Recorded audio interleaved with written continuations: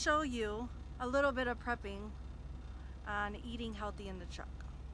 I got some onions, some tomato, green pepper, jalapeno, cilantro, and lime. Like a little pico to add to like my meat and stuff like that. And then in the fridge we have a lot of stuff. So we bought these pre-made meats.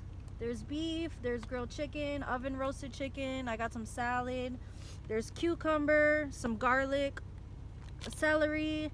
I got lettuce, spinach back there, more tomatoes, and strawberries. And then these are Belizean truckers over here, his little snacks, hot dogs, turkey meat, cheese.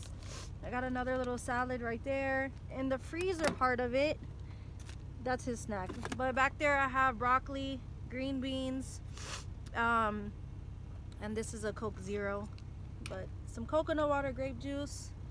And then under here, some snacks for him, not me. There's oatmeal back there, turkey, microwavable mashed potatoes, jasmine rice. Down here there's grapefruit, avocado, some more lime, lemon, and some waters, some bowls. And then this is the prep area right here, little table. Then our microwave. And then up here, some bread, paper plates, and the paper towels. Yeah, and I'm gonna show you a little bit of my prep.